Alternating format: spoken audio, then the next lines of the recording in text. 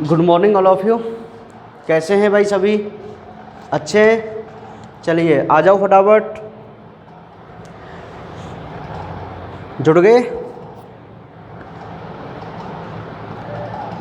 तो स्टार्ट करें भाई।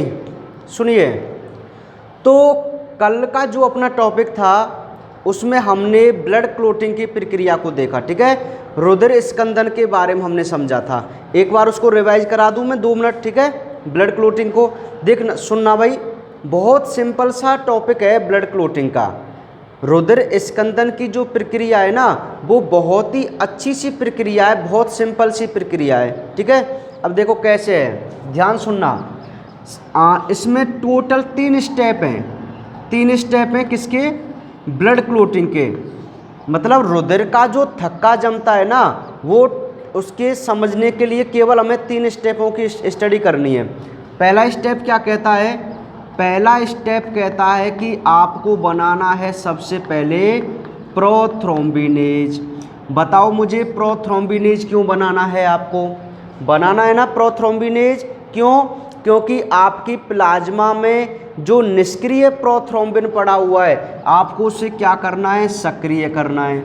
जब आप पहले स्टेप में प्रोथ्रोम्बिनेज बना देंगे तो सेकंड स्टेप में आप क्या करेंगे कि आप अपने प्रोथ्रोम्बिन को किस में बदलेंगे भाई? थ्रोम्बिन में बदलेंगे। किस में बदलेंगे? थ्रोम्बिन में, ठीक है। कन्वर्ट कर दिए थ्रोम्बिन में। फिर नेक्स्ट, जब आपने प्रोथ्रोम्बिन को थ्रोम्बिन में कन्वर्ट कर दिया तो ये थ्रोम्बिन क्या करता है? आपकी फाइब्रिनोजन प्रोटीन को, किसको? फाइब्रिनोजन प्रोटीन को ये किस में कन्वर्ट कर देगा?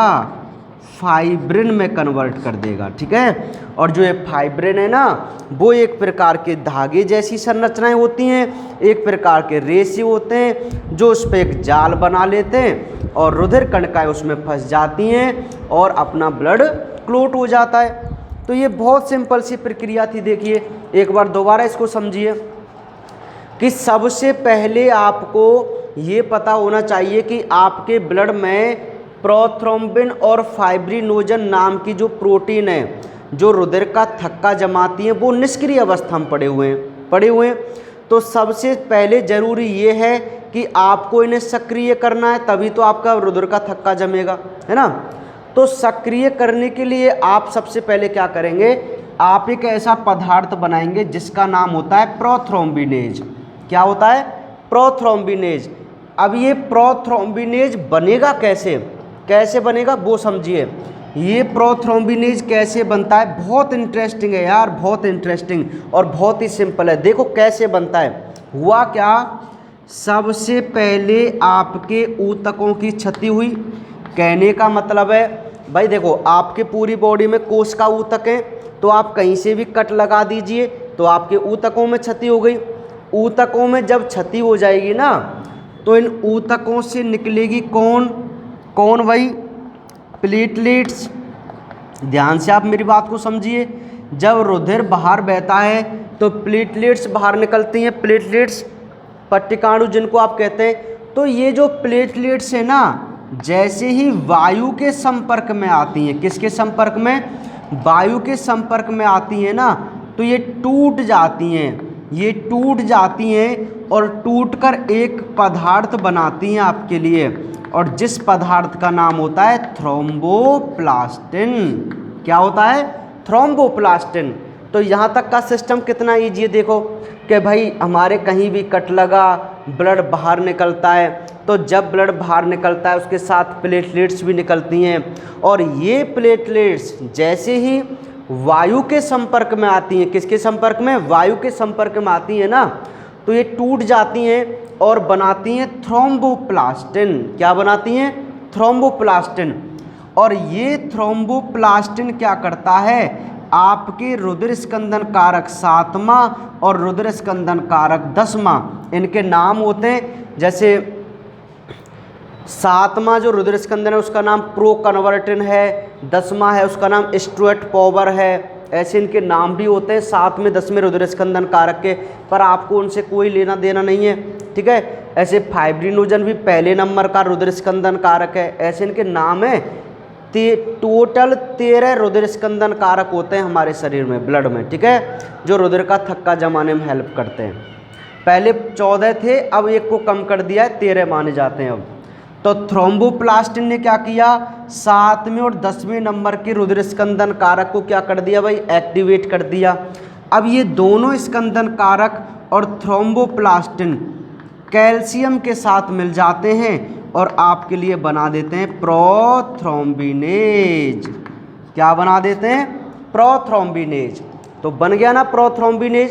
अब ये प्रोथ्रोम्बिनेज आपके पास बनना चाहिए, तो जैसे ही आप प्रोथ्रोम्बिनेज बना देते हैं ना, तो ये प्रोथ्रोम्बिनेज क्या करता है, ये आपकी निष्क्रिय प्रोथ्रोम्बिन को किसमें कन्वर्ट कर देता है, सक्रिय थ्रोम्बिन में। किसमें, सक्रिय थ्रोम्बिन में, ठीक है।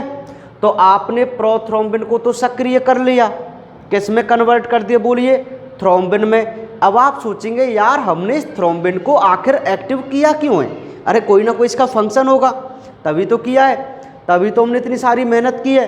तो ये जो थ्रोम्बिन होता है ना, जब वो एक्टिवेट हो जाता है थ्रोम्बिन, तो ये क्या करता है, अपने ब्लड में पड़ी हुई घुलनशील फाइब्रिनोजन प्रोटीन को, ये घुलनशील प्रोटीन है, घुलनशील का मतलब होता है कि ये ब्लड में दिखाई नहीं देती है, ये घुली हुई अवस्था में होती है। कब, जब ये अपने निष्क्रिय रूप में रहती है, यानी कि फाइब्रिनोजन के रूप में, ठीक है। तो ये निष्क्रिय रूप में है कौन, फाइब्रिनोजन। तो ये जो अपना थ्रोम्बिन होता है ना, थ्रोम्बिन, ये इस फाइब्रिनोजन को, जो कि कैसी होती है बोलिए, अघुलनशील होती है, उसे ये कन्वर्ट कर देता है फाइब्रिन में। और सॉरी क्या लिख दिया, ये तो होती है घुलनशील कौन, फाइब्रिनोजन, और ये इसको कन्वर्ट कर देता है फाइब्रिन में, जो कि कैसी प्रोटीन बन जाती है, अघुलनशील, मतलब ये इसमें घुलती नहीं है, और ऐसे एक लक इसके क्या बन जाते हैं, धागे बन जाते हैं, ऐसे धागे रूपी संरचना में बदल जाती है, ठीक है। और जब आपके कहीं भी जैसे कोई कट लगा हुआ होता है, ऐसे कट लगा हुआ होता है, मान लीजिए यहाँ पे कट लगा हुआ है, तो आपका जो ब्लड है वो ऐसे ही तो बाहर निकल रहा होगा, यहाँ से ऐसे ही बाहर निकल रहा होगा। तो ये जो धागे जो है ना, धागे, वो इस पे ऐसे क्या बना लेते हैं, एक नेटवर्क बना लेते हैं, एक जाल बना लेते हैं, और इस जाल में आपकी रुधिर कणिकाएं फंस जाएंगी और यहीं पर क्या बन जाएगा, रुधिर का थक्का। तो इतनी सिंपल सी प्रोसेस है ब्लड क्लोटिंग की, ठीक है। एक बार आप इसको पढ़ के देख लिया होगा, वैसे आपने कल समझ भी गए होंगे, और जिनको नहीं आए वो भी एक बार और देख लें, इसको रिवाइज कर लेना भाई, इम्पोर्टेंट टॉपिक है, ठीक है। तो यहाँ तक की बात मैं आपकी क्लियर समझूं, रुधिर स्कंदन की प्रक्रिया आप हम सभी पे आती है भाई। चलिए अब हम नेक्स्ट बात करें आगे। अब आगे जो आज का टॉपिक है वो बहुत ज़्यादा इम्पॉर्टेंट एंड इंटरेस्टिंग टॉपिक है और बहुत ही नॉलेज वाला टॉपिक है। आप बस जुड़े रहना और पूरी वीडियो को एंड तक देखना कंसंट्रेट करके, आपको बहुत ज़्यादा नॉलेज आज आपको मिलेगी, ठीक है। सुनिए, आज का जो अपना टॉपिक है ना, वो है भाई रुधिर ग्रुप। समझ गए, रुधिर ग्रुप यानी कि ब्लड ग्रुप, ब्लड ग्रुप। आपने ब्लड ग्रुप का नाम तो सुना ही है सभी ने, और प्रत्येक बच्चा जानता है कि भाई हमारी बॉडी में 4 प्रकार के ब्लड ग्रुप होते हैं, सभी जानते हैं ना इस ब्लड ग्रुप के बारे में। लेकिन मैं आज आपको सिखाऊंगा, बताऊंगा कि आखिर इन ब्लड ग्रुप की पहचान या खोज कैसे हुई और क्या इन ब्लड ग्रुप का सिस्टम होता है। बहुत सारे क्वेश्चन आज हम यहाँ पे करेंगे। जैसे कि मैं आपको बता दूं, आपने सुना होगा कि भाई कौन किसको रक्त देता है, कौन किससे रक्त, ऐसे देखा है आपने हॉस्पिटल में जब कोई हो जाता है कि भाई इसको ऐसे रक्त की ज़रूरत है, यही दे सकता है इसको ऐसा रक्त, समझ रहे हैं। ऐसे बहुत सारी कहानी आपने सुनी होंगी।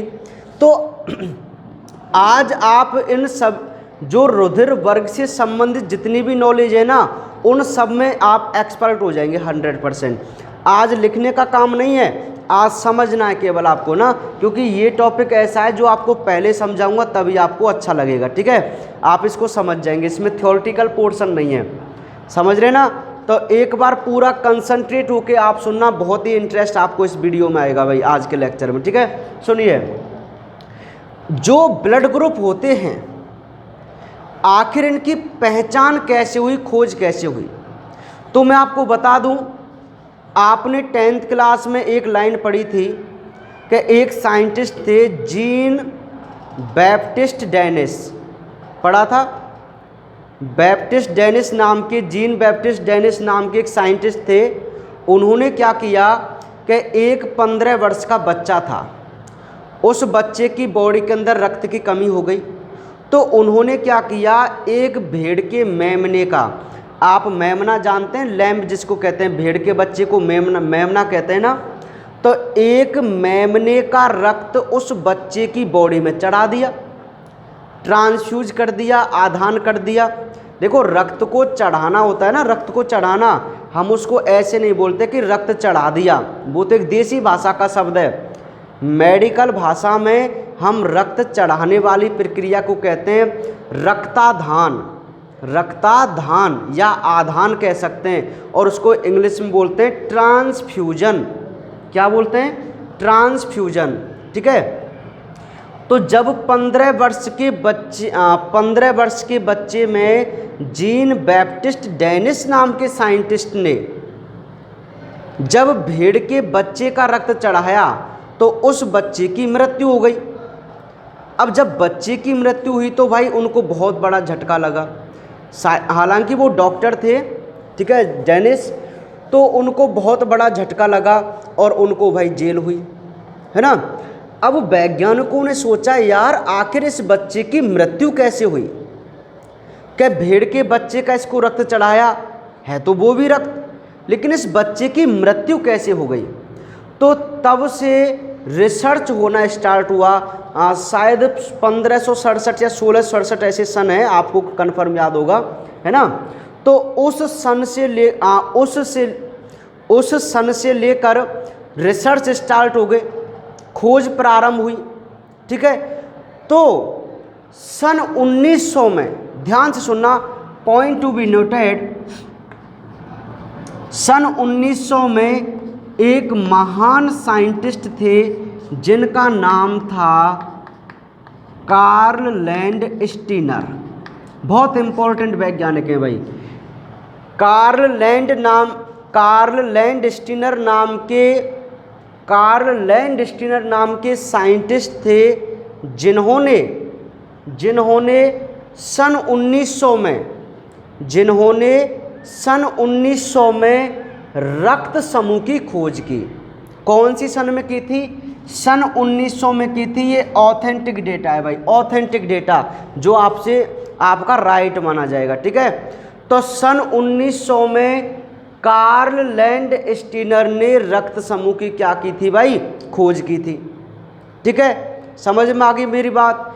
अब इन्होंने कैसे ब्लड ग्रुप को, अच्छा एक बात और मैं बता दूं कि कार्ल लैंडस्टीनर ने जो रक्त समूह की खोज की थी ना, तो इन्होंने केवल इन ब्लड ग्रुप की खोज की थी, ABO की, A blood group, B blood group और O, और इन्होंने दिया ABO सिस्टम। लेकिन सन 1902 में और वैज्ञानिक थे, डी कॉस्टले और एक स्टर्ली स्टैंड भी मिलता है। तो सन 1902 में डी कॉस्टले और स्टर्ली नाम के साइंटिस्ट ने हमारे ब्लड ग्रुप AB की खोज की थी, है ना। इस प्रकार चारों ब्लड ग्रुप की जो खोज थी ना, वो सन 1900 से 1902 के बीच में जाके हुई थी भाई, ठीक है। कब जाके हुई? 1900 से 1902 के बीच में जाके हुई थी ब्लड ग्रुप की खोज। लेकिन आपको ओवरऑल क्या पढ़ना है? ये डी कॉस्टली वगैरह नहीं पढ़ना, आपको ओवरऑल क्या पढ़ना है कि रक्त समूह की जो खोज की थी ना, रक्त समूह की जो खोज की थी वो कार्ल लैंडस्टीनर ने की थी। किसने की थी भाई? कार्ल लैंडस्टीनर ने की थी। इतनी बात आपको समझ में आ गई, ठीक है। तो पहला क्वेश्चन ये था कि रक्त समूह की खोजकर्ता कौन थे या रक्त समूह की खोज किसने की, तो आपका आंसर होगा रक्त समूह की खोज की थी कार्ल लैंडस्टीनर ने सन 1900 में। क्लियर। अब मैं आपको बताऊंगा कि आखिर इन्होंने ये 4 प्रकार के ही रक्त समूह कैसे बनाए। ठीक है, तो ध्यान से सुनना भाई। इन्होंने क्या देखा, जो आरबीसी होती है, आरबीसी, चलिए साहब, ये आरबीसी होती है जिसको मैं बाइकॉनकेव कह सकता हूं, उभयावतल लेंस जैसी आकृति की होती है। तो इन्होंने कैसे ब्लड ग्रुप की खोज की और कैसे इन्होंने बताया, वो आप सुनना ध्यान से। इन्होंने देखा कि जो आरबीसी की सतह होती है, सतह, ध्यान सुनना, ये आरबीसी है पूरी और ये आरबीसी की सतह है पूरी, सरफेस है ना सतह।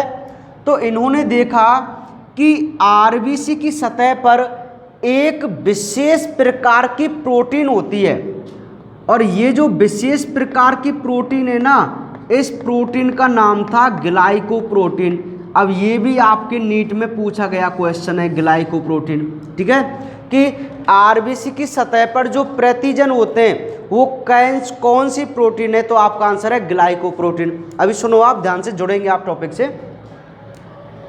लैंडस्टीनर ने 4 प्रकार के रक्त समूह कैसे खोजे, वो मैं आपको समझा रहा हूं। ठीक है, कैसे, देखिए, उन्होंने देखा कि जो आरबीसी होती है, आरबीसी, उसकी सतह पर एक विशेष प्रकार की प्रोटीन होती है और उस प्रोटीन का नाम होता है ग्लाइकोप्रोटीन। मतलब ये ऐसी प्रोटीन थी जिसमें कार्बोहाइड्रेट का भी पार्ट था और प्रोटीन का भी पार्ट था।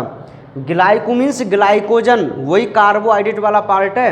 ठीक है, तो जो आरबीसी की सतह पर प्रोटीन थी ना, वो किस प्रकार की प्रोटीन थी, एक प्रकार की ग्लाइकोप्रोटीन थी, है ना।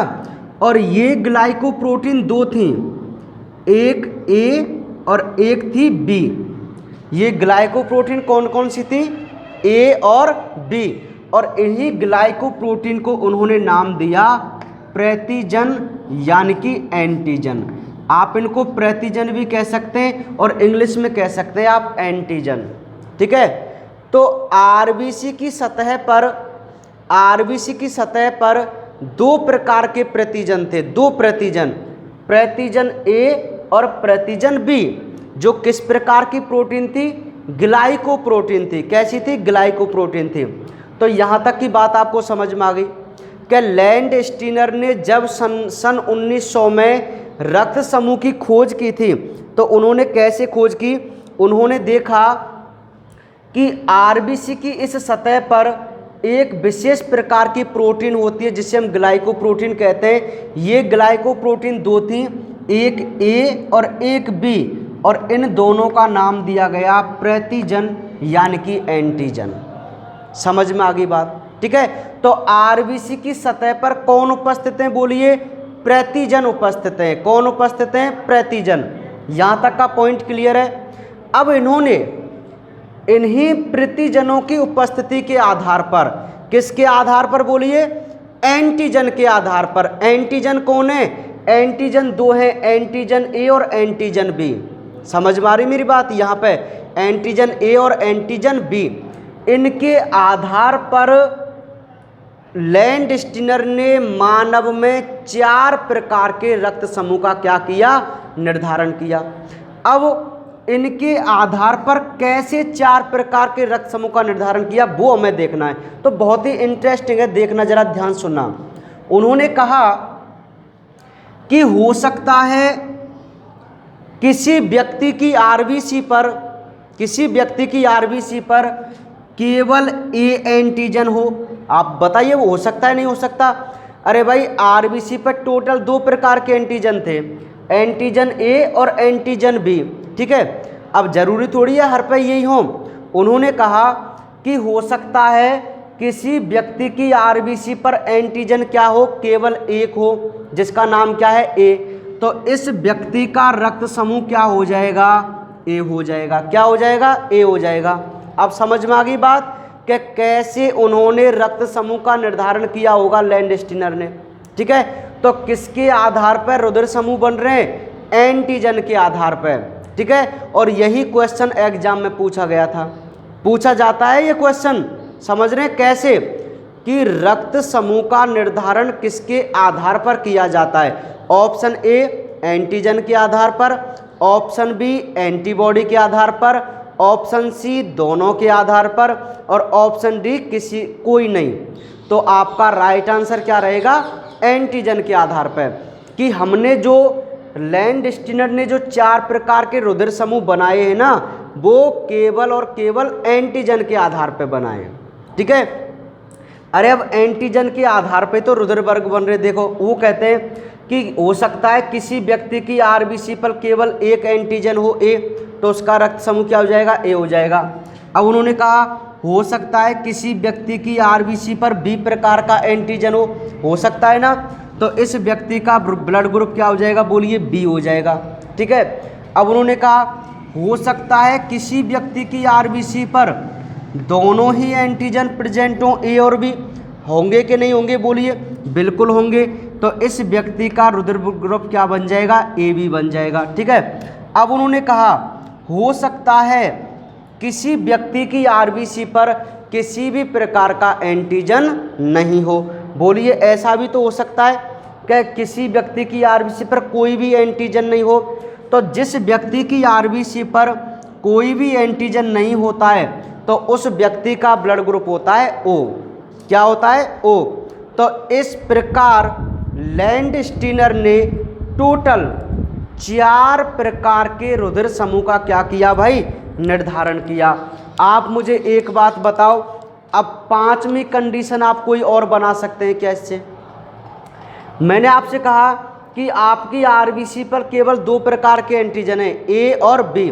तो इसके आधार पर आप टोटल कितने प्रकार के वर्ग बना सके? केवल 4 प्रकार के।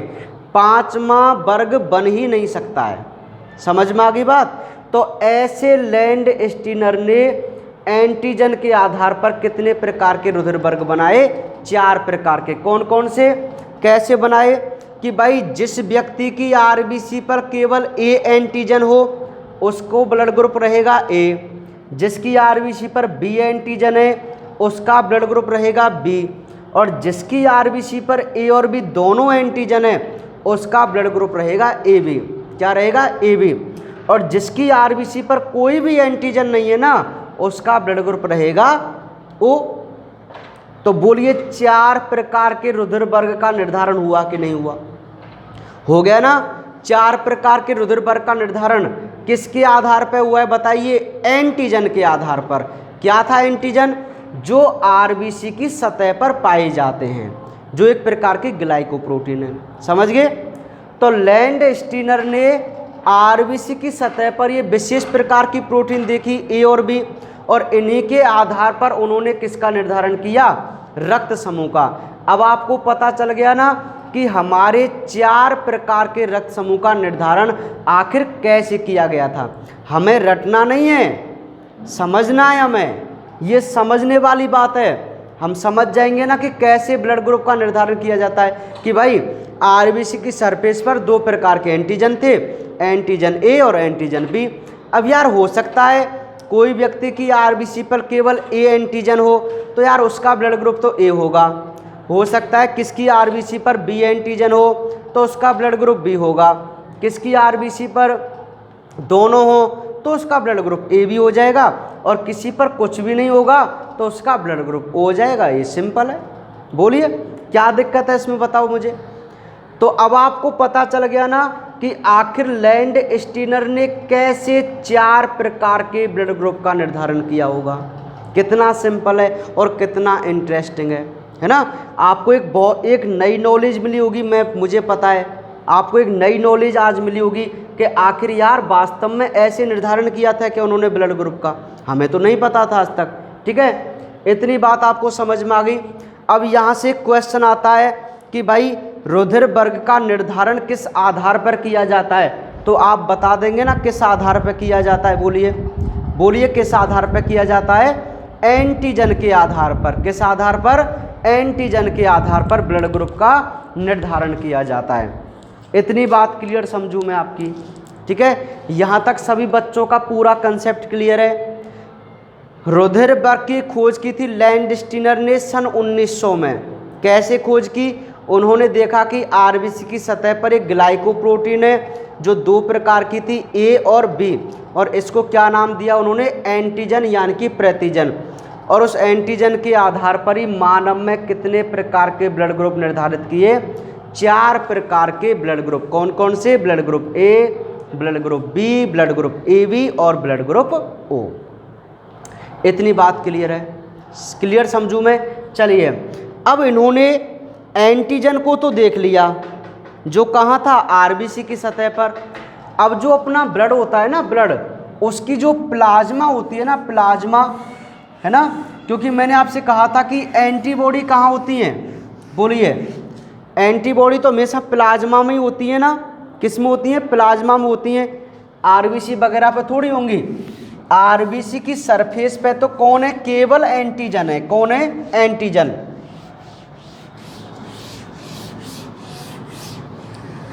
तो इन्होंने ये देखा कि जो व्यक्ति का ब्लड ग्रुप है ना, उसके अंदर जो प्लाज्मा होती है उसमें होती हैं एंटीबॉडी। आप सारी चीज़ समझ जाएंगे, आप थोड़ा धैर्य रखा करें यार, ठीक है। ये नए शब्द हैं आपके लिए, मैं सारा कुछ समझाऊंगा आपको, एक्सप्लेन करूंगा। मतलब जो रुधिर होता है, रुधिर के प्लाज्मा में इन्होंने नोटिस किया कि हर व्यक्ति के प्लाज्मा में पाई जाती है एंटीबॉडी। अब जो एंटीबॉडी होती है ना, वो भी दो थी, वो भी ग्लाइकोप्रोटीन है, और ये भी दो थी, ए और बी, ए और बी। लेकिन मैं इसको स्मॉल लेटर में शो करूंगा ताकि डिफरेंट हो जाए। तो जिस व्यक्ति का जो ब्लड ग्रुप होता है ना, उसके अपोजिट उसकी बॉडी के अंदर क्या होती है? हमेशा एंटीबॉडी होती है। ये बात मैं आपको बताऊंगा अभी। फिलहाल आप इतना समझिए कि रुधिर के प्लाज्मा में एंटीबॉडी होती हैं जो दो प्रकार की हैं, ए और बी, ए और बी। समझिए, इतना आप याद रखिए। अब मैं आपके सामने एक टेबल यहाँ पर ड्रॉ कर रहा हूँ, एक टेबल, और ये टेबल हम पे बिल्कुल बनानी आनी चाहिए भाई, ठीक है। और इस टेबल से आपके बहुत सारे क्वेश्चन कवर होंगे।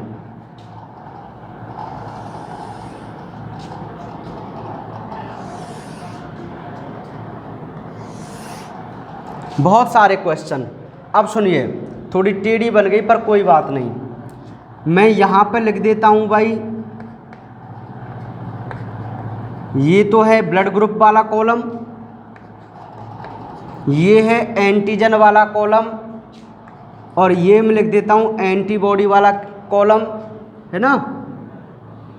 और ये मैं लिख सकता हूँ डोनर, मतलब किसको ये डोनेट कर सकता है। और ये इधर मैं लिख सकता हूँ रिसीवर। आगे और भी बनाऊंगा, लेकिन आज जो मैं एक्सप्लेन करूंगा वो आपको यहीं तक करूंगा। कल जाके कंप्लीट हो गया ये पूरा टॉपिक। कल के लिए और इम्पोर्टेंट क्वेश्चन बचेंगे हमारे पास, ठीक है, समझ रहे हैं। अब सुनिए,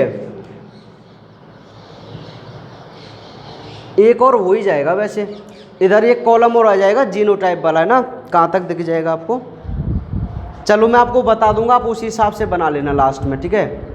अभी कोई दिक्कत नहीं है ना। ये टेबल आज हमें अभी बना के देखनी है ना।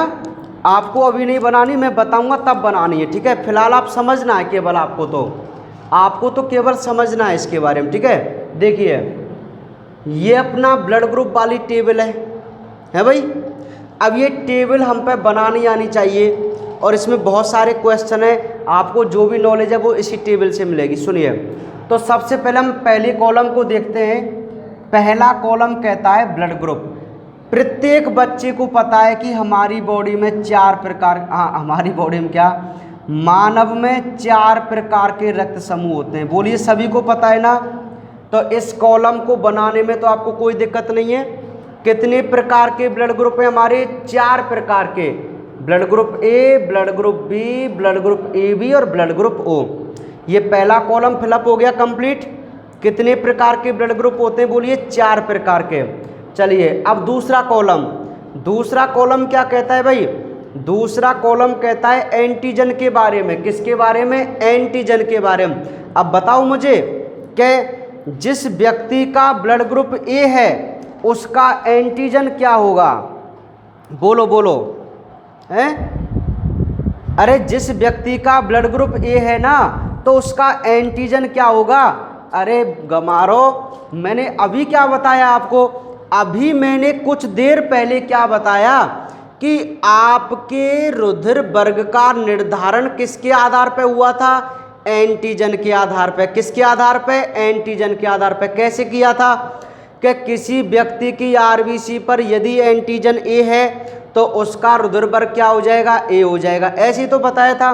तो अब सुनिए, इस व्यक्ति का ब्लड ग्रुप क्या है? ए, तो इसके अंदर एंटीजन क्या होगा? ए होगा। समझ गए? मतलब व्यक्ति का जो ब्लड ग्रुप होता है ना वही उसका एंटीजन होता है। ये ट्रिक है। तो ए ब्लड वाले व्यक्ति का एंटीजन क्या होगा? ए। तो बी वाले का क्या होगा? बी। और जिसका ब्लड ग्रुप ए बी है उसके पास दोनों एंटीजन ए और बी। और जिस व्यक्ति का ब्लड ग्रुप ओ होता है ना उसके पास कोई भी एंटीजन नहीं होता। अरे जिसका ब्लड ग्रुप ओ है ना उसके पास कोई भी एंटीजन नहीं होता है, तभी तो इसका निर्धारण ओ से किया गया है। कुछ जीरो भी इसको बोलते हैं। ठीक है, समझ में आ गई बात? तो एंटीजन वाला कॉलम पूरा क्लियर है। देखिए आराम से फिलअप कर दिया हमने। इन दोनों के बारे में तुम सबको पता है ना? ध्यान से सुनना। 4 प्रकार के ब्लड ग्रुप हम सभी पे आते हैं। सबको पता है कि भाई हमारे ये 4 प्रकार के ब्लड ग्रुप होते हैं। आराम से बना लेंगे।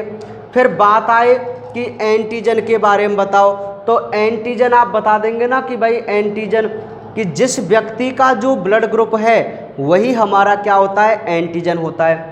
तो ए ब्लड ग्रुप वाले व्यक्ति का एंटीजन क्या आएगा? ए। बी वाले का क्या आएगा? बी। ए बी वाले का क्या आएगा? ए और बी। और जिस व्यक्ति का ब्लड ग्रुप ओ है उसका क्या आएगा? कुछ भी नहीं। इतनी बात क्लियर समझूं मैं आपकी? चलिए अब हम आ जाते हैं एंटीबॉडी पे। किस पे आ जाते हैं? एंटीबॉडी पे। तो एंटीबॉडी का जरा एक छोटा सा कंसेप्ट है, वो आप समझिए कि मानव के रक्त में जो एंटीजन होता है उस एंटीजन के अगेंस्ट यानी कि अपोजिट उसकी बॉडी में होती है एंटीबॉडी। मैंने क्या कहा कि किसी व्यक्ति का जो ब्लड ग्रुप है वही तो उसका एंटीजन है। समझ गए? और जो एंटीजन होता है ना उसके अपोजिट उसकी बॉडी में क्या होती है? हमेशा ही एंटीबॉडी। समान नहीं होंगी, विलोम होगी, अपोजिट होगी। अब आपके पास एंटीजन भी 2 थे, एंटीजन ए और एंटीजन बी। और आपके पास एंटीबॉडी भी 2 प्रकार की थी, एंटीबॉडी ए और एंटीबॉडी बी, है ना? अब कैसे अपोजिट होगा सुनिए कि किसी व्यक्ति का ब्लड ग्रुप कौन सा है? ए, तो इसके अंदर एंटीजन तो होगा ए, लेकिन एंटीबॉडी क्या होगी? अरे भाई आपके पास 2 ही हैं, ए और बी। तो जब ए एंटीजन है तो एंटीबॉडी क्या रहेगी? यहाँ पे बी रहेगी। क्या रहेगी? बी। अपोजिट करनी है आपको एंटीबॉडी। अरे ए और बी और अपोजिट करनी है। समझ गए? ठीक है। अब आओ ब्लड ग्रुप बी वाले व्यक्ति पे। तो जिस व्यक्ति का ब्लड ग्रुप बी है तो उसका एंटीजन क्या होगा? बी होगा ना? क्या होगा एंटीजन? बोलिए, बी होगा ना? ठीक है।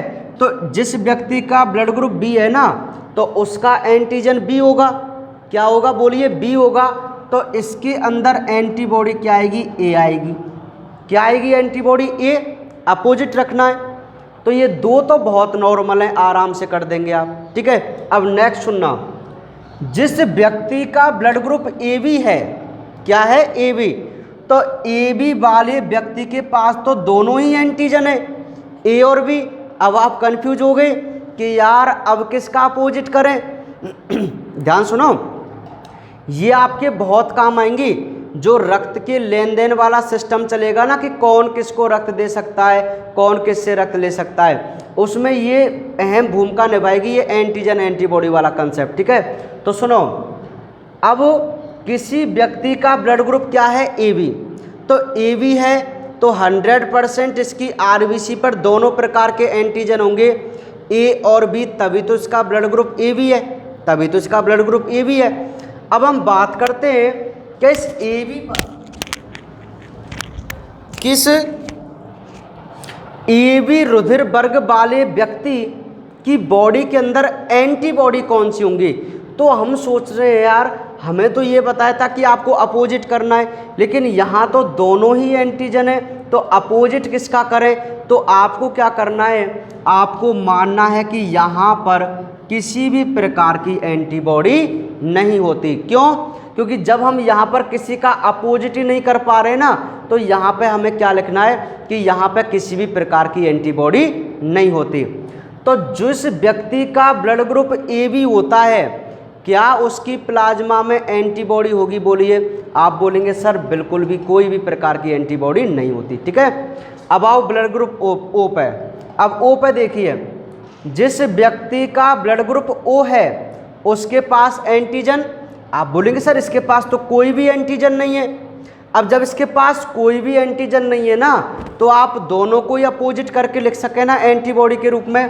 तो आप लिखेंगे सर जब इसमें कोई भी एंटीजन नहीं है तो इसके प्लाज्मा में जरूर दोनों प्रकार की क्या पाई जाएंगी, एंटीबॉडी पाई जाएंगी। क्या पाई जाएंगी? एंटीबॉडी। तो ऐसे हमने एंटीबॉडी निर्धारित की ब्लड ग्रुप वाले व्यक्ति में। ठीक है, ये बहुत इंपॉर्टेंट कॉलम है। मैंने क्या बताया कि जिस व्यक्ति का जो ब्लड ग्रुप होता है वही तो उसका क्या होता है, एंटीजन होता है। क्योंकि एंटीजन के आधार पर ही आपने ब्लड ग्रुप का निर्धारण किया था। बोलिए किया था कि नहीं किया था? किसके आधार पर किया था? एंटीजन के आधार पर ही तो किया था हमने ब्लड ग्रुप का निर्धारण। जैसे किसी का A है तो उसकी RBC पे A एंटीजन होगा, तभी तो A आया था, ऐसे हमने किया था। अब बात आती है एंटीबॉडी की। तो एंटीबॉडी के बारे में मैंने क्या कहा था कि एंटीजन के अपोजिट उसमें एंटीबॉडी रहनी चाहिए, तभी सिस्टम बन पाता है। ठीक है, मतलब जिस व्यक्ति के पास जो एंटीजन है ना, उसके अपोजिट उसकी बॉडी के अंदर एंटीबॉडी होनी चाहिए हमेशा ही। तो देखिए कि जिस व्यक्ति का ब्लड ग्रुप A है, A, तो एंटीजन तो A ही हो जाएगा, लेकिन एंटीबॉडी की जो बात आएगी ना, वो इसके अपोजिट होनी चाहिए, जिस एंटीबॉडी का नाम आता है B। क्योंकि आपके पास दो ही प्रकार के एंटीजन है, A और B, और दो ही प्रकार की एंटीबॉडी है, A और B। तो जब आप अपोजिट करेंगे एंटीजन का, तो A का अपोजिट आएगा B और B का अपोजिट आएगा A। समझ में आ गई बात? तो ये दो तो नॉर्मल तरीके से हो जाएंगे। ठीक है, अब तीसरा जो है कि भाई इसके पास तो दोनों ही एंटीजन है RBC पे, तो अब इसके पास एंटीबॉडी क्या होनी चाहिए। तो आप ऐसे सोच लेना कि भाई अब हम यहाँ पे किसी को अपोजिट नहीं कर पा रहे हैं, तो हम इसको खाली छोड़ देंगे। इससे क्या मतलब हो जाएगा कि इस AB ब्लड ग्रुप वाले व्यक्ति की बॉडी के अंदर किसी भी प्रकार की एंटीबॉडी नहीं पाई जाती है। क्लियर? अब नेक्स्ट कि जिस व्यक्ति का ब्लड ग्रुप O है तो उसके पास तो कोई भी एंटीजन नहीं है। अब इसके पास कोई भी एंटीजन नहीं है ना, तो आप दोनों ही एंटीबॉडी को इसके अंदर अपोजिट करके रख सकते हैं, A और B। क्लियर? तो ऐसे आपको एंटीजन और एंटीबॉडी वाला कॉलम फिलअप करना है, समझना है इसको। अब तरीका से यदि आप याद रखें ना, तो तुम तो यूँ याद रखो कि हमें तो दोनों कॉलम में A और B चाहिए, A और B। देखो यहाँ में A है तो इसमें B आएगी, इसमें B है तो इसमें A आएगी। दोनों कॉलम में A B हो गए। अब एक ही कॉलम में A B हो गया तो इसको खाली छोड़ देंगे, क्योंकि हमें तो दोनों कॉलम में मिला के A B, एक देसी ट्रिक बता रहा हूँ आपको कि दोनों कॉलम में मिला के A B चाहिए। अब जब अकेली यहीं पे A B आ गई तो इसको हम खाली छोड़ देंगे, जब यहाँ पे कुछ नहीं है तो इसमें A B रख देंगे। तो ऐसे आप एंटीजन और एंटीबॉडी बनाना सीखना है आपको। ठीक है, समझ में आ गई बात? ये बहुत इंपॉर्टेंट बात है आपके लिए। चलिए अब आप फिलहाल ऐसा कीजिए, फिलहाल आपको क्या करना है, 2 4 5 मिनट आपको मैं कुछ पॉइंट देता हूँ लिखने के लिए, और फिर आप इस टेबल को बनाना, फिर मैं आगे चलता हूँ। अभी इस पर अभी चलूँगा मैं आगे, टेंशन मत लीजिए कि बाद में, चलो मैं बता ही देता हूँ आपको ना, फिर बाद में लिखना, बता देता हूँ पहले। चलिए अब देखिए, एक बात मुझे बताओ, आपके ये 3 कॉलम कंप्लीट है ना, इन 3 कॉलम को आप आसानी से भर सकते हैं ना। अब एक बात मैं बता दूं, कोई बच्चा मुझसे कमेंट करके ये मत पूछना साहब आपने पॉजिटिव नेगेटिव ब्लड ग्रुप के बारे में नहीं बताया ना। भाई पॉजिटिव और नेगेटिव जो रक्त समूह होते हैं ना, इनका कंसेप्ट मैं आपको कल बताऊंगा। अभी फिलहाल आप नींव की ईंट को समझिए। ठीक है, अभी तो बेसिक चल रहा है, कल इसके बारे में मैं आपको और डिटेल से नॉलेज दूंगा जब मैं आपको नेगेटिव और पॉजिटिव ब्लड ग्रुप के बारे में भी बताऊंगा, ठीक है। और भी अलग कंसेप्ट चलेगा, वो कल चलेगा। आज का ये कंसेप्ट चलेगा, मैं आपको केवल इतना सिखाऊंगा आज कि आप किसको रक्त दे सकते हैं और किससे रक्त ले सकते हैं। ये कंसेप्ट आज आपको मैं क्लियर कराऊंगा, ठीक है, समझ रहे हैं। तो मुझे बताइए, प्रत्येक बच्चा इन 3 कॉलम को अपने आप फिल कर सकता है ना, समझकर, रटकर नहीं, समझकर। कैसे समझकर? कि भाई देखो, सभी बच्चों को पता है कि हमारी बॉडी में 4 प्रकार के रक्त समूह हैं, तो आप 4 प्रकार के रक्त समूह तो लिख ही सकते हैं ना, लिख सकते हैं ना। तो जिस बच्चे पे 4 प्रकार के रक्त समूह आते हैं, क्या वो एंटीजन वाला कॉलम फिलअप नहीं कर सकता? क्या बोलिए, कर सकता है ना, क्योंकि जो आपका रक्त समूह है वही आपका एंटीजन है, तो एंटीजन वाला आराम से फिलअप हो जाएगा। रही बात एंटीबॉडी वाले की, तो एंटीबॉडी वाले को कैसे करना है आपको, कि जो एंटीजन होता है उसके अपोजिट हमें एंटीबॉडी रखनी है, तो इसको भी हम कर लेंगे। क्लियर? चलिए अब हम आगे बात करते हैं। अब आपको जो ये 2 कॉलम दिखाई दे रहे हैं ना, डोनर और रिसीवर, डोनर और रिसीवर, देखिए डोनर मीन्स होता है दाता और रिसीवर मीन्स होता है ग्राही। दाता किसको बोलते हैं? रक्त देने वाला। और रिसीवर किसको बोलते हैं? रक्त लेने वाला। क्लियर? अब इन कॉलम का अर्थ समझिए। मैं पहले कॉलम में उन ब्लड ग्रुप वाले व्यक्तियों को रखूंगा जिनको ये रक्त दे सकता है ना, और दूसरे कॉलम में मैं उन ब्लड ग्रुप को रखूंगा जिनसे ये रक्त ले सकता है। कौन? प्रत्येक ब्लड ग्रुप वाला व्यक्ति।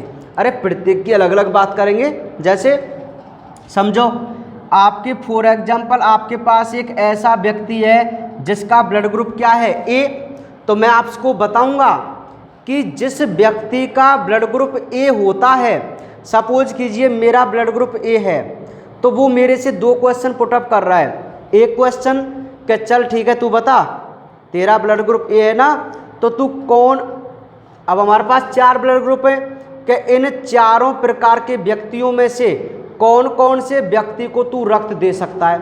समझ में आ गई बात? दूसरा कॉलम, चल ठीक है, तू यूँ और बता कि तू कौन कौन पे ते रक्त ले सके इन 4 में थे। समझ में आ गई बात? दोनों में डिफरेंट है। पहला, किस किस को तो मैं रक्त दे सकता हूँ और किस किस से मैं रक्त ले सकता हूँ, ये सारे मुझे इन कॉलमों में फिलअप करने हैं। ठीक है, बहुत सिंपल है, ज़्यादा टिपिकल बिल्कुल भी नहीं है। अब देखिए कैसे करना है आपको। इसका एक तरीका है, इसका एक तरीका है जो बहुत ही यूनिक है, आपको हर जगह नहीं मिलेगा। इसका तरीका सीखने के लिए एक बहुत शानदार ट्रिक मैंने इसकी बनाई है, जिसको पता नहीं कितने टीचर्स ने फॉलो किया है मेरी ट्रिक को। ठीक है, समझ रहे हैं? सुनिए, एक इतनी शानदार ट्रिक मैं आज आपको बताने जा रहा हूं, जिससे आपका पूरा कंसेप्ट क्लियर हो जाएगा कि हम किसको रक्त दे सकते हैं और किससे रक्त ले सकते हैं। ठीक है, पॉइंट टू बी नोटेड, ध्यान से सुनना। ट्रिक क्या है? देखिए, एक होता है दाता, एक होता है दाता और एक होता है भाई ग्राही। कौन होता है? ग्राही। एक बात मुझे बताइए, जो दानी होता है ना, दानी, दाता, उसको हम अच्छी दृष्टि से देखते हैं, मतलब उसको पहले नंबर पर रखेंगे हम, देने वाले को, दानी को, और जो ग्राही होता है ना, उसको हम सेकंड नंबर पर रखेंगे। बिल्कुल क्लियर है ना भाई? दाता तो हम अच्छी नज़रों से देखते हैं, चलो भाई ये हमारे लिए काम का है, तो फर्स्ट नंबर हम किसको रखेंगे? दाता को, और सेकंड नंबर ग्राही। क्लियर? अब एक बात मुझे बताओ, मैंने आपको एंटीजन के बारे में पहले बताया या एंटीबॉडी के बारे में पहले बताया? कॉलम में देख लीजिए, पहले किसका जिक्र है? एंटीजन का, और सेकंड नंबर पर जिक्र किसका है? एंटीबॉडी का। बोलो है कि नहीं? ठीक है, तो सुनिए, पहले नंबर पे मैंने दाता और ग्राही में किसको रखा है? दाता को, दाता को रखा है, और ग्राही को सेकंड नंबर पे। और एंटीजन एंटीबॉडी की बात करूं मैं, तो एंटीजन को पहले पर, एंटीबॉडी को बाद में। यही किया है ना मैंने। अब ट्रिक समझो। ट्रिक क्या होती है कि दाता का तो एंटीजन, समझो मेरी बात को, ये डोनर है, डोनर, इस दाता का तो आपको क्या देखना है? एंटीजन देखना है, और ग्राही की क्या देखनी है आपको? एंटीबॉडी।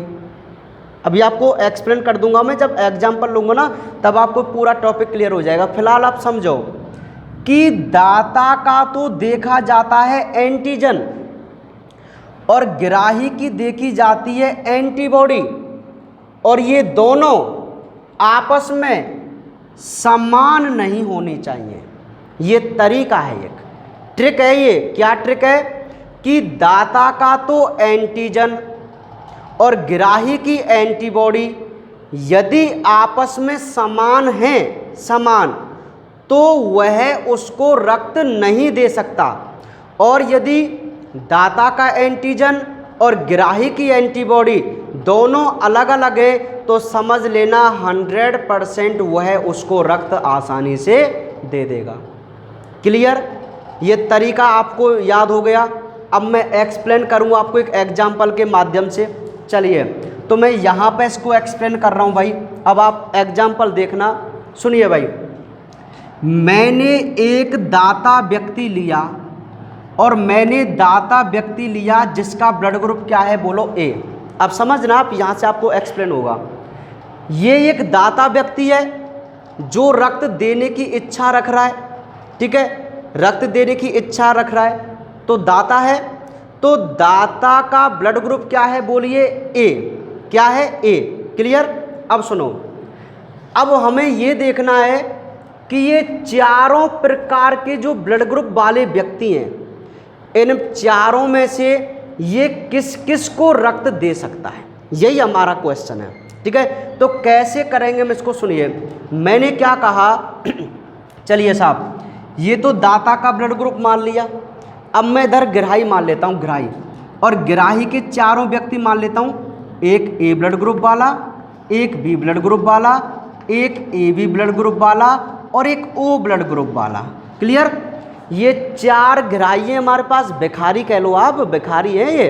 ठीक है, ये चार भिखारी हैं हमारे पास, जिनको आप ग्राही कह सकते। एक व्यक्ति जिसका रक्त समूह ए है, एक व्यक्ति जिसका रक्त समूह बी है, एक व्यक्ति जिसका रक्त समूह ए बी है, और एक व्यक्ति जिसका रक्त समूह ओ है। इतनी बात क्लियर है। चलिए अब हम करके देखें कि हमारा एक ब्लड ग्रुप ए वाला व्यक्ति आखिर इन चारों में से किस किस को रक्त दे सकता है, वो हमें समझना है। क्लियर है? अब अपने फॉर्मूला पे आइए। ट्रिक क्या बताई कि दाता का तो आपको देखना है एंटीजन। क्या देखना है, बोलिए एंटीजन। तो बोलिए आपके पास दाता का रक्त समूह क्या है, आप बोलेंगे सर ए है। और मैंने क्या कहा कि जिस व्यक्ति का जो ब्लड ग्रुप होता है ना, वही उसका क्या होता है, एंटीजन होता है। तो माय डियर स्टूडेंट्स, इस ए ब्लड वाले व्यक्ति का एंटीजन क्या होगा, बोलिए ए होगा। क्या होगा, ए होगा। बोलिए होगा कि नहीं होगा, क्योंकि जिस व्यक्ति का जो ब्लड ग्रुप है ना, वही उसका एंटीजन होता है। तो दाता का तो आपको क्या देखना है, एंटीजन। चलिए साहब, एंटीजन बना लिया, इसका क्या होता है, ए होता है। और ग्राही की आप क्या देखते हैं, एंटीबॉडी। क्या देखते हैं, एंटीबॉडी। अब ये चारों की चारों आपके पास ग्राही हैं, तो इनकी एंटीबॉडी देखो ना।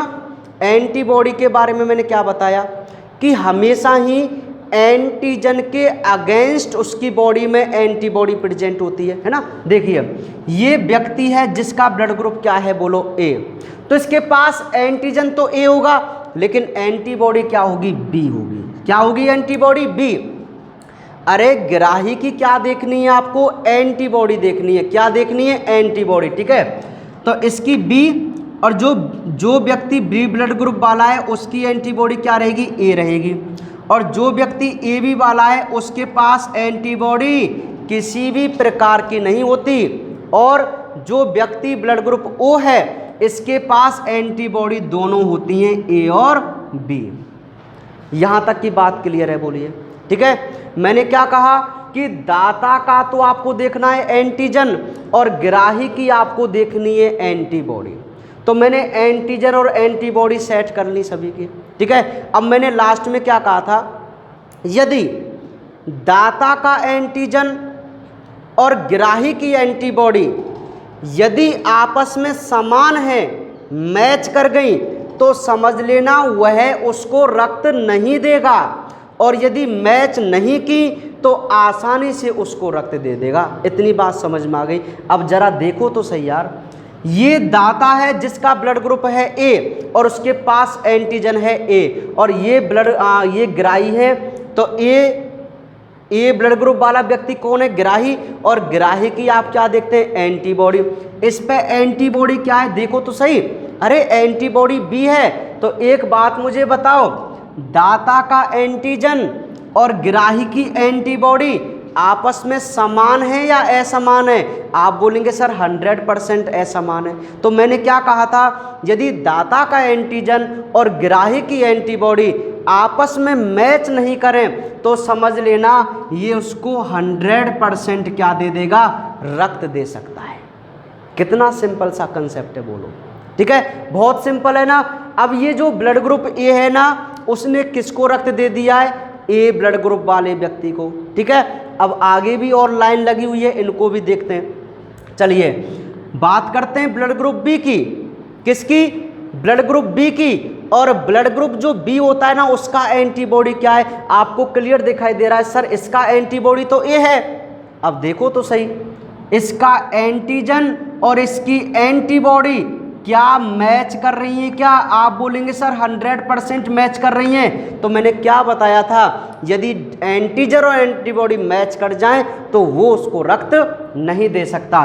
तो ए ब्लड ग्रुप वाला व्यक्ति कभी भी बी ब्लड ग्रुप वाले व्यक्ति को रक्त नहीं दे सकता।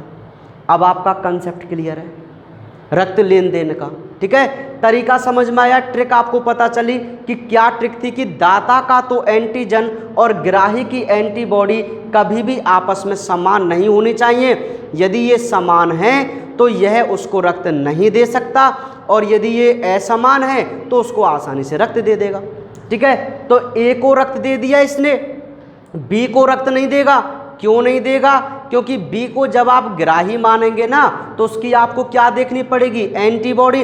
और एंटीबॉडी तो उस पर भाई ए है और एंटीजन इसका ए है, तो दोनों मैच कर जाएंगे। अगर ये आपने रक्त दे भी दिया ना तो इस व्यक्ति के अंदर एंटीजन एंटीबॉडी की रिएक्शन हो जाएगी, एग्लूटिनेशन हो जाता है, आरबीसी चिपक जाती है, उस व्यक्ति की मृत्यु हो जाती है। ठीक है, ऐसी मृत्यु होती है उस बच्चे की। समझ में आ गई बात? यदि समान एंटीजन और समान एंटीबॉडी आपस में दे दिए जाए ना तो ये चिपक जाती हैं आरबीसी, क्योंकि आरबीसी की सरफेस पे एंटीजन होते हैं ना ऐसे। इतनी बात क्लियर है। अब चल देखते हैं ए बी वाले व्यक्ति को। अब देखो तो सही, अरे ए बी वाला व्यक्ति आपने क्या माना है? ग्राही, रिसीवर। और ग्राही की क्या देखते हैं आप? एंटीबॉडी। और भाई ए बी पे तो किसी भी प्रकार की एंटीबॉडी नहीं होती है। तो बोलिए अब इसका एंटीजन इससे मैच करेगा क्या? आप बोलेंगे सर मैच करने के लिए कोई है ही नहीं। अब जब कोई नहीं है तो आप इसको भी रक्त दे सकते हैं, क्योंकि कोई मैचिंग ही नहीं हो रही है। मैच नहीं होना चाहिए बस, समझ गए? तो यहाँ मैचिंग नहीं हो रही तो इसको भी आसानी से रक्त दे देगा। क्लियर? अब आगे चलें। अब बात करते हैं ब्लड ग्रुप ओ की।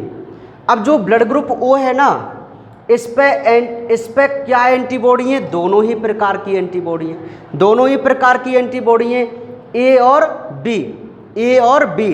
अब बताओ मुझे, अरे यहाँ एंटीजन ए है, यहाँ एंटीबॉडी ए है, तो मैच कर तो रही है, तो मैच कर रही है ना, ये इसको भी रक्त नहीं देगा। समझ में आ गई बात? तो जिस व्यक्ति का ब्लड ग्रुप ए होता है वो केवल किस किस को रक्त दे सकता है? एक तो ए वाले व्यक्ति को रक्त देगा और एक ए बी वाले व्यक्ति को रक्त देगा। इतनी बात समझ में आई कि नहीं आई? ठीक है, ऐसे सिस्टम चलता है रक्त लेन देन का। अब आप कितने भी एग्जाम्पल करके देख लेना। चलिए मैं यहाँ पे आपको बता देता हूँ कि अब आपने बी ब्लड ग्रुप को कौन मान लिया है? डोनर मान लिया है, दाता मान लिया है। तो बी ब्लड ग्रुप का आप क्या देखेंगे? एंटीजन, और उस पर एंटीजन क्या होता है? बी होता है। अब देखो, अब मैं इसको मिटा दूं, ठीक है, ये तो मैं एग्जाम्पल में भी आपको करा दूंगा। अब देखो ये बी है, तो देखो इससे मैच कर रहा है तो ए वाले व्यक्ति को रक्त नहीं देगा। इससे मैचिंग नहीं हो रही तो बी वाले व्यक्ति को रक्त दे देगा। इससे तो मैचिंग का कोई मतलब ही नहीं है तो इसको रक्त दे देगा। और इससे बी की बी से मैचिंग हो रही है तो इसको रक्त नहीं देगा। तो बोलिए बी ब्लड ग्रुप वाला जो व्यक्ति होता है ना, वो केवल किसको रक्त दे सकता है? बी वाले को और ए बी वाले को। समझ में आ गई बात। चलिए अब हम बात करते हैं next blood group A B की। ए बी को आपने क्या मान लिया है, डोनर। तो डोनर मान लिया है, तो डोनर का आप क्या देखते हैं भाई, एंटीजन देखते हैं। तो इस पे तो दोनों ही एंटीजन है भाई, ए और बी दोनों एंटीजन है ना। अब देखो इसको, देखिए ए बी से बी की मैचिंग इसको रक्त नहीं देगा, ए से ए की मैचिंग इसको रक्त नहीं देगा, ये ए बी को दे देगा। क्यों? क्योंकि ए बी के पास किसी भी प्रकार, जब आप ब्लड ग्रुप ए बी वाले व्यक्ति को ना ग्राही मान लेते हैं ना, ग्राही, तो ग्राही की क्या देखी जाती है, एंटीबॉडी। तो इसके पास कोई भी एंटीबॉडी नहीं है, तो ये इसको आसानी से रक्त दे देगा ए बी वाले व्यक्ति को। अब बताओ इसको देगा क्या? आप बोलेंगे सर बिल्कुल भी नहीं दे सकता। ठीक है, अब समझ में आ गई। आपने सुना होगा ना, आपने पढ़ा होगा 10th क्लास में कि ए बी ब्लड ग्रुप वाला जो व्यक्ति होता है, ए बी ब्लड ग्रुप वाला जो व्यक्ति होता है वो केवल ए बी को ही रक्त दे सकता है और किसी को रक्त नहीं देता। क्यों? क्योंकि जब आप ए बी को डोनर बना देंगे ना, दाता, तब आपको इसका क्या देखना पड़ेगा, एंटीजन देखना पड़ेगा। और इसके पास एंटीजन 2 है, ए और बी, तो सब ते मैच करेगा ही, लेकिन ए बी ते ना कर सके। क्यों? क्योंकि जब कोई व्यक्ति ए बी के रूप में ग्राही होगा ना, ग्राही, और ग्राही की तो हम क्या देखते हैं भाई, ग्राही की हम क्या देखते हैं, बोलिए, ग्राही की क्या देखनी पड़ती है हमें, एंटीबॉडी, और इसके पास कोई भी एंटीबॉडी नहीं है। समझ गए, कोई भी एंटीबॉडी नहीं है, तो इसको आसानी से रक्त देता है। तो ए बी वाला व्यक्ति केवल ए बी को ही रक्त दे सकता है। ठीक है, चलिए अब लेकिन एक बात और मैं आपको बता दूं, अब लास्ट बात करते हैं ब्लड ग्रुप ओ की। तो ओ को आपने क्या माना है, डोनर, और डोनर की आप क्या देखते हैं, एंटीजन। अब देखिए ओ के पास एंटीजन तो कोई नहीं है, तो माय डियर स्टूडेंट्स, आपका एक बहुत अच्छा कंसेप्ट मैं क्लियर करा दूं। जब ओ ब्लड ग्रुप को आप डोनर मानते हैं ना, तो डोनर के पास कोई भी एंटीजन नहीं होता है। अब मुझे एक बात बताओ, इन चारों में से किसी से ये मैच करेगा क्या, बोलो। आप बोलेंगे सर 100% मैच नहीं करेगा, तो ये सभी को क्या दे देगा भाई, ब्लड दे देगा, सभी को रक्त दे देगा। अब समझ में आया आपको कंसेप्ट? आपने आज तक रटा है केवल कि ओ वाला व्यक्ति सभी को रक्त दे सकता है, सर्वदाता उसको कहते हैं। लेकिन रीजन पता है आपको क्यों कहते हैं उसको सर्वदाता? क्या आपको आज तक रीजन पता है उसके बारे में कि क्या कारण है कि ब्लड ग्रुप ओ वाला व्यक्ति यूनिवर्सल डोनर होता है, सर्वदाता होता है? तो माय डियर स्टूडेंट्स, उसका ये कारण होता है कि जब आप ब्लड ग्रुप ओ वाले व्यक्ति को दाता बनाते हैं, तो दाता का क्या देखा जाता है, एंटीजन, जो कि इसके पास नहीं होता। तो ये किसी की भी एंटीबॉडी से क्या नहीं कर सकता, मैच नहीं कर सकता। इसलिए आप चारों को इसका रक्त दे सकते हैं। समझ गए? लेकिन इसने लिया किससे है, केवल देखो ए वाले की बात करूं मैं, तो ए में यहाँ पे क्रॉस था, यहाँ पे टिक था, यहाँ पे क्रॉस था, यहाँ पे टिक था, 4 हो गए ना। अब देखो यहाँ पे इस ओ वाले व्यक्ति ने केवल किससे रक्त लिया है, केवल ओ से ही रक्त लिया है। चौथे नंबर का ओ है। ओ से क्यों लिया? क्योंकि इसके पास कोई भी एंटीजन नहीं था, नहीं तो ये मैच कर जाता। ठीक है, अब यहाँ एंटीजन नहीं है, चाहे यहाँ पे दोनों एंटीबॉडी हो, इससे कोई फर्क नहीं पड़ता। तो अब ये मैच नहीं करेगा ना, इसलिए ओ वाला व्यक्ति केवल किससे रक्त लेता है, ओ से लेता है। क्यों? क्योंकि ओ के पास जब वो दाता बन जाता है ना, तो उसके पास कोई भी एंटीबॉडी नहीं होती है। समझ गए? अब ए बी को देखो, ए बी ने चारों से ले रखा है ना, चारों पे टिक हो रखा है ना। क्यों? क्योंकि जब ए बी को आप ग्राही मान लेते हैं ना, ग्राही, तो ग्राही की क्या देखनी पड़ती है, बोलिए, ग्राही की देखनी पड़ती है एंटीबॉडी। तो इस पे कोई भी एंटीबॉडी नहीं है, इस पे कोई भी एंटीबॉडी नहीं है, तो किसी से भी ये मैच नहीं कर सकता, तो चारों से रक्त ले लेगा। ये कंसेप्ट आपको समझ में आया कि नहीं आया, बोलिए। ठीक है, तो ये तरीका होता है ब्लड के रक्त के लेन देन का, कि हम किसको रक्त दे सकते हैं और किससे रक्त ले सकते हैं, है ना? समझ रहे हैं? अब मुझे ना आप अपने अपने ब्लड ग्रुप का, किसी को पता है कि अपना ब्लड ग्रुप, चलिए मैं आपके लिए क्वेश्चन दे देता हूँ लास्ट में, और आज मैं अपने लेक्चर को यहीं पे फिनिश करूँगा। कल हम इसके बारे में दोबारा डिटेल से पढ़ेंगे भाई, और मैं आपको नोट्स भी लिखाऊंगा। नोट्स लिखा के फिर इस पूरे को सॉल्व मतलब यहाँ पे मैं लिस्ट में बताऊंगा, इसको तरीका भी एक बार समझा दूंगा, पूरा ट्रिक वगैरह लिखा के, ताकि आपको कोई दिक्कत नहीं आएगी, ठीक है। लेकिन आज आपको बहुत कुछ सिस्टम पता चल गया ना ब्लड ग्रुप के बारे में, अभी अधूरा है, कल के दिन हम इसको पूरा करेंगे पॉजिटिव नेगेटिव सभी को लेकर, ठीक है। चलिए अब मैं आपके लिए क्वेश्चन दे देता हूँ। अब मैंने क्वेश्चन क्या दिया कि भाई, चलो क्वेश्चन क्या है मैं आपको बताऊं। आपको अपने ब्लड ग्रुप का तो मुझे पता है, बहुत कम बच्चों को पता होगा ना, चलिए कोई बात नहीं। मेरा ब्लड ग्रुप है बी मेरा ब्लड ग्रुप बी है, खुद का ब्लड ग्रुप क्या है बी। तो आप मुझे कमेंट में ये बताना कि मैं किस किस से रक्त ले सकता हूं, रक्त ले सकता हूं, ये बताना आप मुझे, ठीक है।